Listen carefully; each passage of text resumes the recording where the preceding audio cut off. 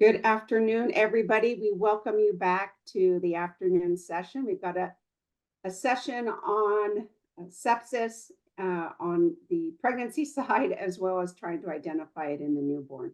And I know Dr. Gibbs did our wonderful introduction, Dr. Cohen did our wonderful introductions earlier. So Dr. Gibbs, I'm just going to hand it over directly to you. Good afternoon, everyone. It was just 4 years ago that the California Maternal Quality Care Collaborative published a toolkit called Improving the Diagnosis and Sepsis in Pregnancy. That document has had thousands and thousands of hits from all over the country.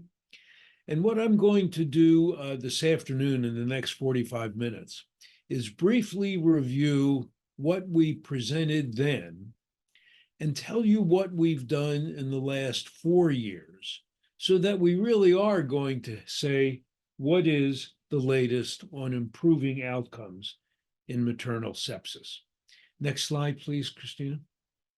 So here in the learning objectives, I would like to point out that some of these learning objectives are knowledge objectives, but there are two that are behavior objectives, and those are to apply the two-step method for screening and diagnosis of sepsis in pregnancy.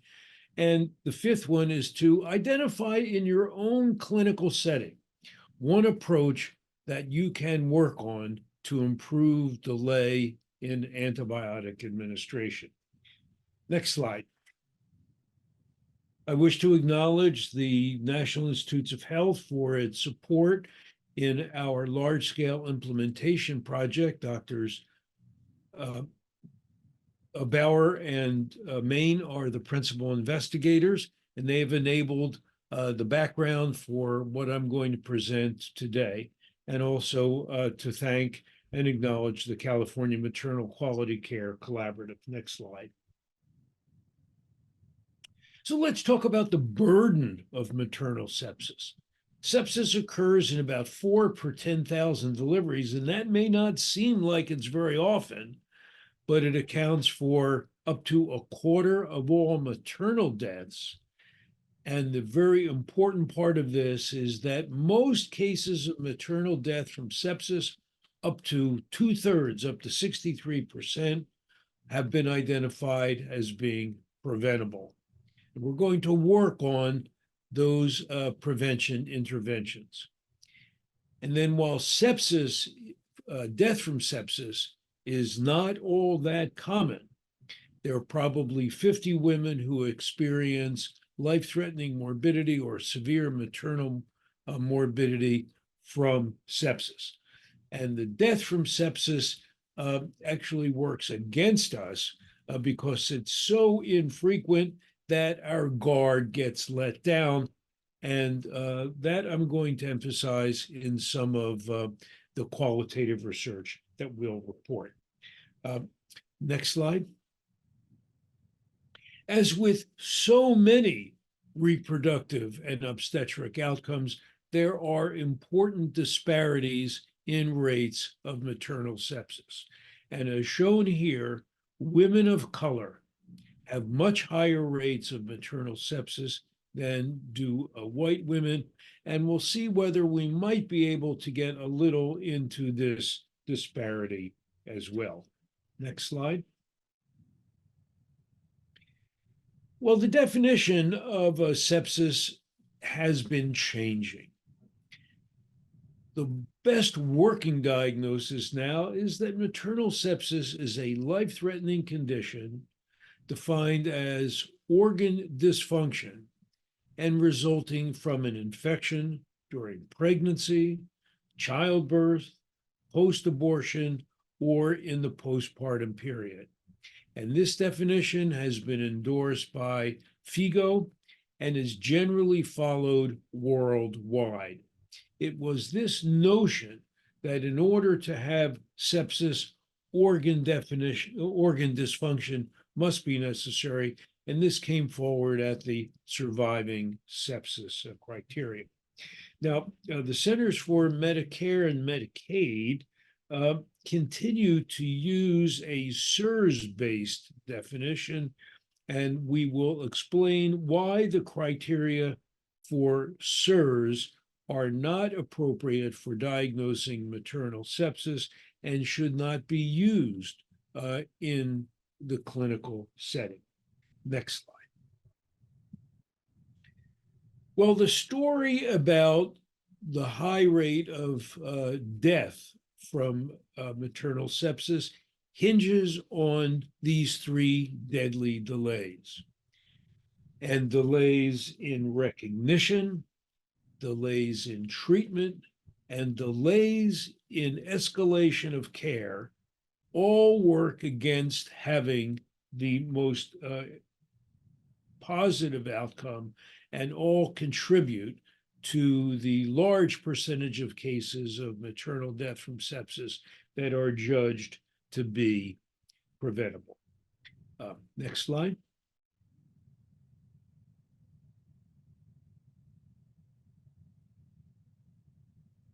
So we'll have a number of clinical pearls as we go along. These are also in the CMQCC, in the QMCCC toolkit. And the first one we want to emphasize is that prompt recognition and rapid treatment of maternal sepsis definitely improve the outcome and will have some real strong suggestions as to how to avoid the delays and how to get prompt recognition and rapid treatment. Next, please. So if delay recognition is a key problem, what are the solutions? Well, one solution is improving the diagnostic criteria, making them useful in the clinical setting, and the other is improving our listening skills. And much of the work that we've done within the last 4 years has been in both of these areas, and we'll now delve into that. Next slide. So what are the characteristics of maternal sepsis that contribute to delayed recognition? Well, the first is that the diagnosis of sepsis in pregnancy may in fact be difficult because of the physiologic changes of pregnancy, which may mimic the signs of sepsis. So, for example, pregnancy is accompanied by an increased heart rate.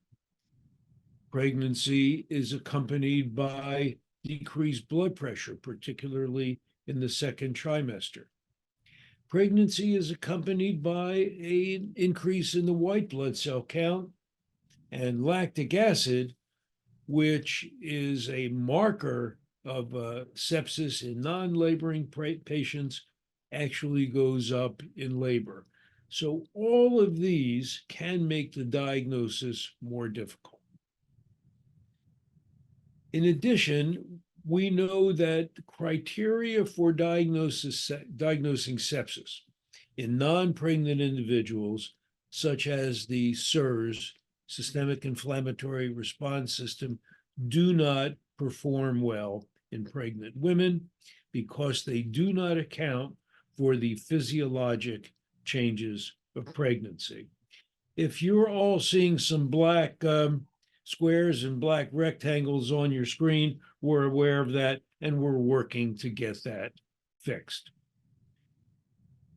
And then we know that pregnant women are also at increased risk for severe outcomes in some infections, such as influenza. And the reason for this has to do with other physiologic changes in the anatomy of pregnancy and change in the immune system. Next slide.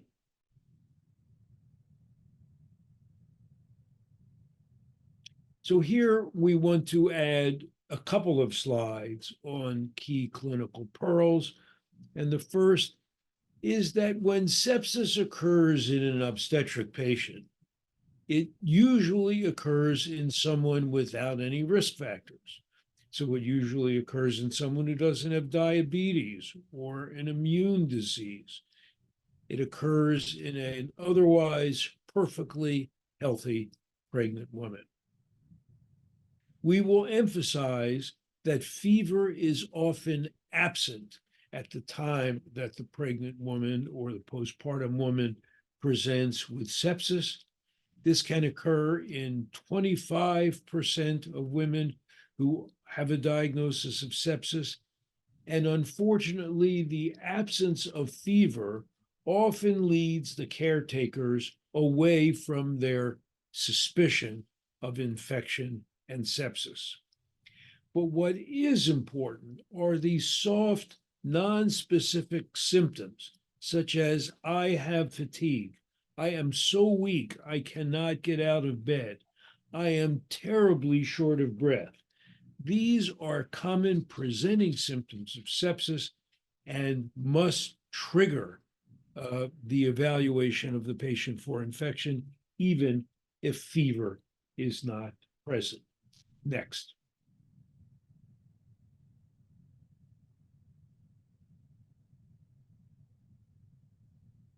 To make matters more complicated, over 50% of cases of maternal sepsis occur during a postpartum readmission. With shorter hospital stays, most patients have to be called upon to trigger the healthcare system from home. So it means that individuals in an outpatient setting, in an office, frontline staff have to be sensitized to recognizing these perhaps atypical presentations of sepsis and responding to them.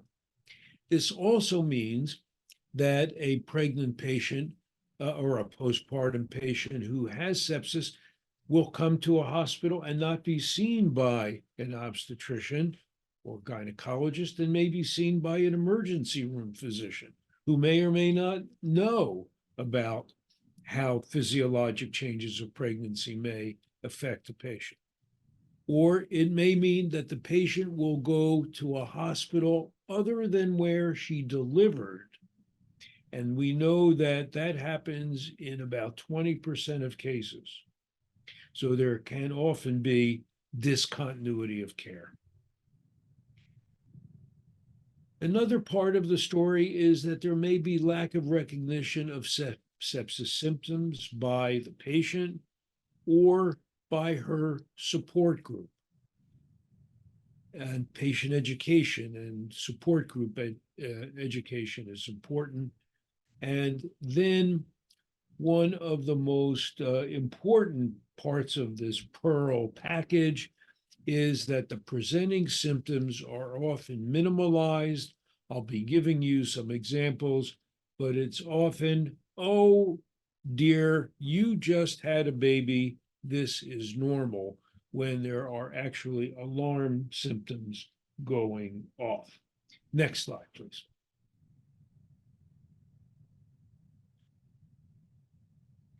So in 2020, when we presented the toolkit, we identified that the current screening programs did not perform well in pregnancy.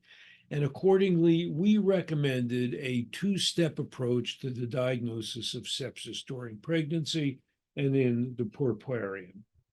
And the first step was a screening step and was limited to vital signs and a white count within 24 hours of delivery.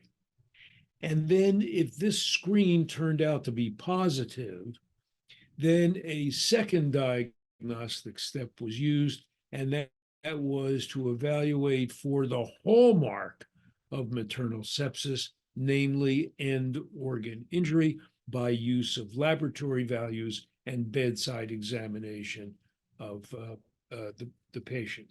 The utility of lactic acid remains debatable, and even experts are inconsistent in how valuable they think that is. Next slide. So now this comes from the toolkit, and it deals with step number one, the screening step. So the criteria would be temperature, heart rate, respiratory rate, and a white blood cell count within 24 hours of admission. These criteria have been determined by looking at the norms and adjusting values for pregnancy. And these are hard to remember, so it's good to have access to what these criteria are, such as in an electronic medical record or in your device. And if it turns out that a patient has two or more of these criteria being met, then she is considered positive and proceeding to the next step. Next slide. In the toolkit, we provided this flow sheet, and it's very complicated. So let's cone down on the top half. Next slide. So here in the setting of suspected infection, step one is the initial sepsis screen. And as we've just identified, if a patient is positive for any two of these four, then the action is to proceed to the next step for confirmation of end organ injury. And by this flow sheet, if infection is suspected, to start source-directed antibiotics and intravenous fluids.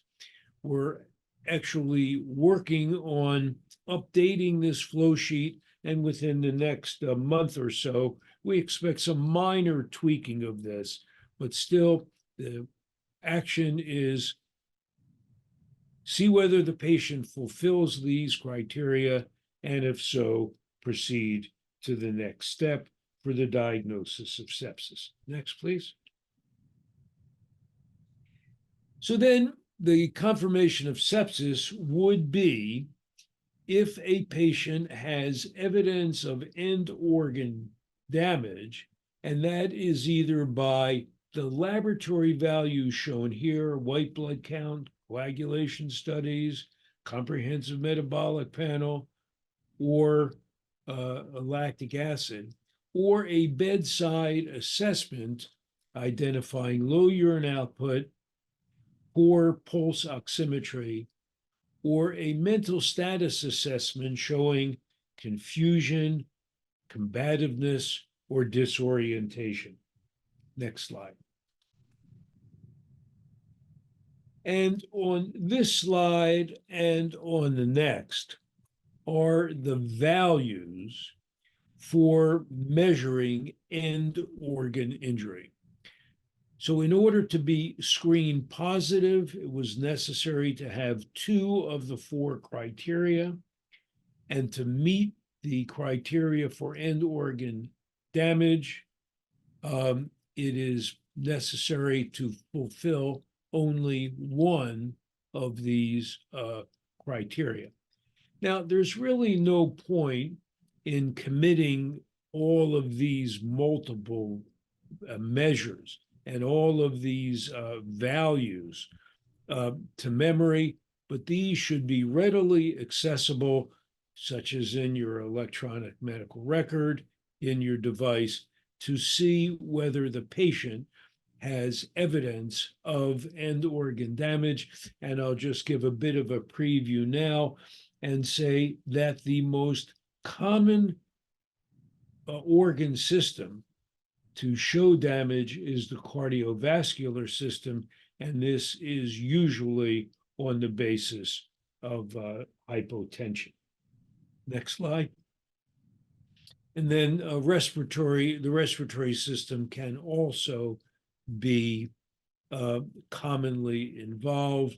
The measure that's used is the ratio of the PaO2 to the FiO2. Now, that's not something that we use all the time, but there is an example given here to show how that is calculated.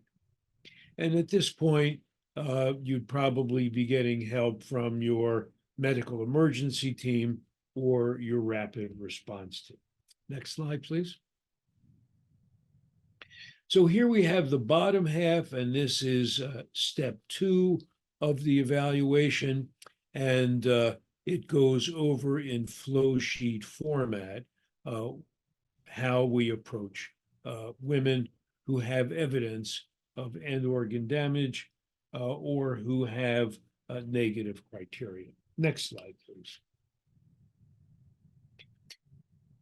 As you can see from the screen at the bottom, this is very recent publication. It was just published, in fact, this month, March 2024, from the work, and provides guidelines as to when the screening tools should be pregnancy adjusted.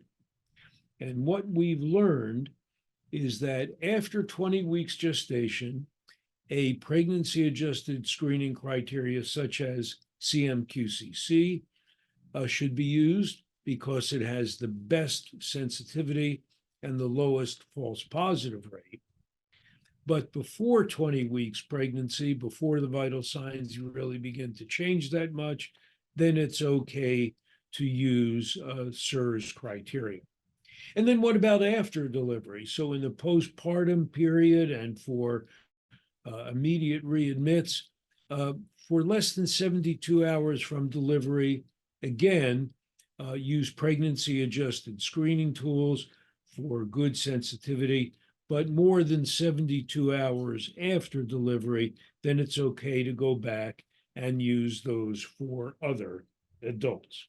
Next slide. So in this publication, once again, this was the lead article in the Green Journal this month, March 2024. We compared the performance of the CMQCC criteria with those of other systems like the United Kingdom and the Maternal Early Warning System. And it turns out that the CMQCC criteria perform the best. And in both groups, those either including or excluding chorioamnionitis and endometritis, our criteria were excellent at identifying cases with sensitivities of 94 to 97%. If you look at the group excluding chorioamnionitis and endometritis, there was a relatively low false positive rate of just over 9%. However, in patients who have either chorioamnionitis or endometritis, the problem with the CMQCC criteria is that there was a very high false positive rate of 60%. And a high false positive rate leads to alarm fatigue, maternal anxiety, and overutilization of resources. So the problem here is that we need to refine these criteria to be used particularly in women who have chorioamnionitis, and we are working on that now. Now, to introduce, so that's all so far about improving diagnostic criteria. To introduce the area of listening to patients, I would like to show you about a 1:15 clip from a story of one of our colleagues working on our task force, and this is her testimonial. So if we could go to that, please, Christine.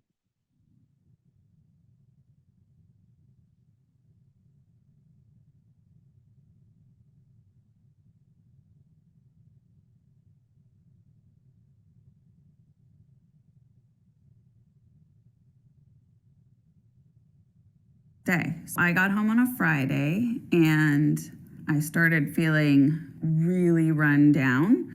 Over the course of the weekend, I just kept feeling worse and worse. I started to feel like I had the flu, incredibly exhausted, trouble breathing. I didn't have a fever, but I had terrible, terrible chills. We did decide to call the OBGYN's office. I was told, very likely you're just dehydrated and you're overexerting yourself. You need to rest more. You need to drink more fluids. So we followed that advice. And then we kept calling because every day it was getting worse and worse. Symptoms included extreme shortness of breath, extreme fatigue, chills. My arms started hurting tremendously and started swelling. My breast milk stopped in the middle of the night and I had started vomiting. So after 5 days, we finally were able to get an appointment. And they checked my vitals several times because at one point my blood pressure was reading 88/40, unbelievably low. So my pulse was at 121. It's really scary. Again, I was told dehydration, overexertion, and I was prescribed bed rest and some painkillers.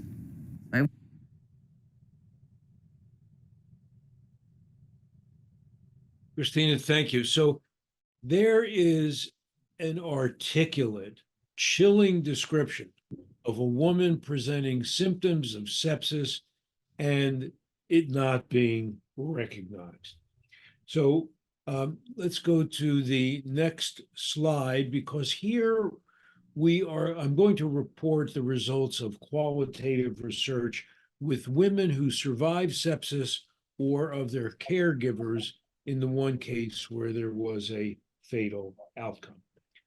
Maybe go to the next slide, please. You bet. Hold on, Lance.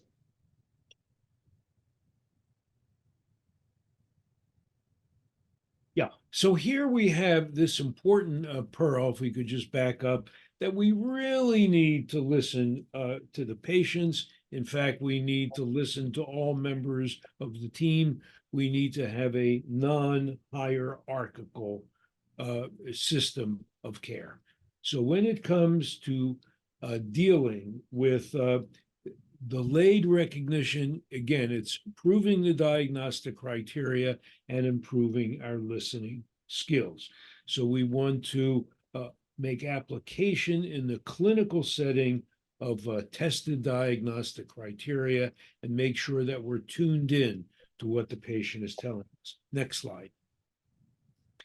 There are a variety of tools provided by ACOG and the CDC, and these are reminders that can be used in patient education as to what they need to be aware of and report back to their provider. And you can get access to this set of this set of devices that can help you in your patient education. On the next slide, I'm going to show you a quote from a patient who was a survivor. Next, please. These are chilling. I think if when they discharged me, if they had said to be on the lookout for these symptoms, if you have any of them, call and check in. If they had taken 5 minutes to do that, I think it would have made a huge difference. Next slide. I wish someone would have explained the signs and how to advocate for themselves. Like if you call and they tell you don't come in, still go. Go. It's better to go instead of waiting, because hours is the difference between dire circumstances and dire consequences. Next slide. And here is yet another tool. Examples of how we can be more of advocates and use advocacy languages and advocacy tips. So we now recognize the importance of recognizing some of the atypical presentations of sepsis and how we can facilitate the care. Next slide.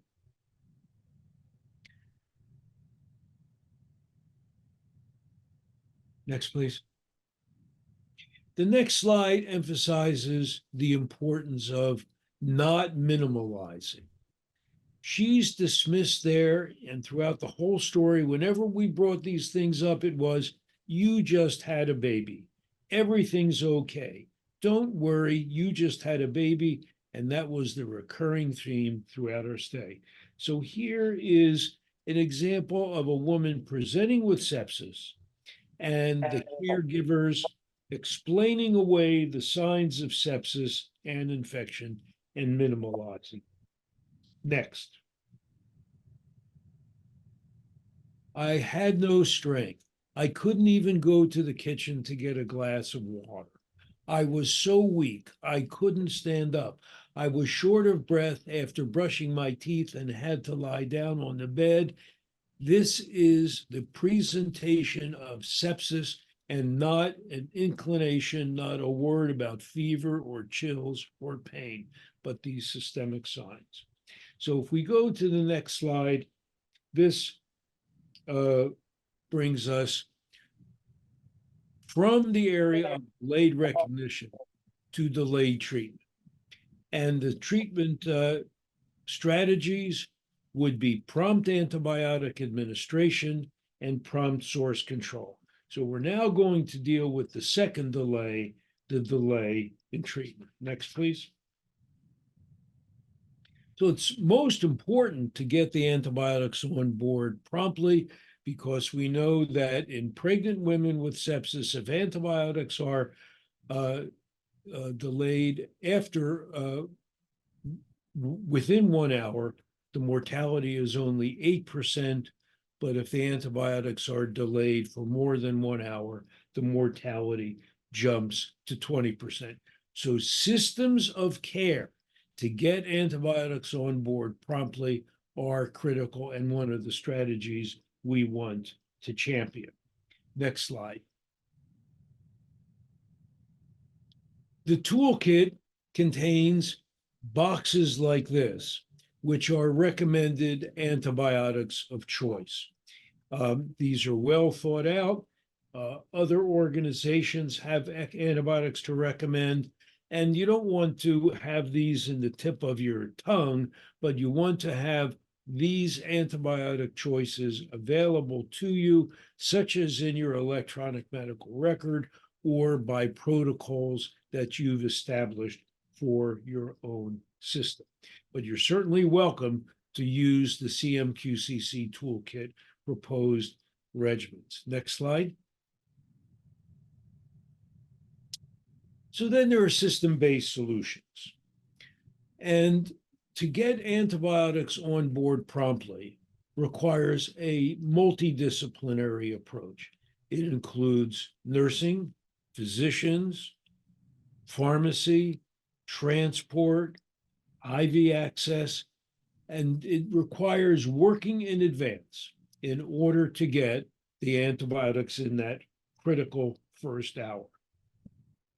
And then the other critical part that's timely is what's called source control. This used to be called drainage or removal of an infection, and this can either be done by surgical interventions such as hysterectomy, drainage of an abscess, or can now be done by interventional radiology. And this also often requires multi-system involvement, such as gynecology, perhaps gynecologic oncology, because the tissues in these infected cases are so difficult to deal with, and maybe general or even vascular surgery. Next slide, please.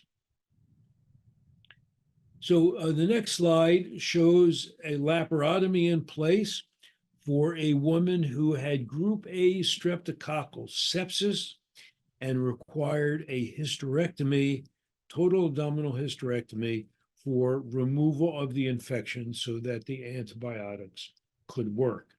And these are very difficult decisions, particularly in women who have expressed the desire to have future childbirth. But surgical removal may and often is life-saving. Next slide.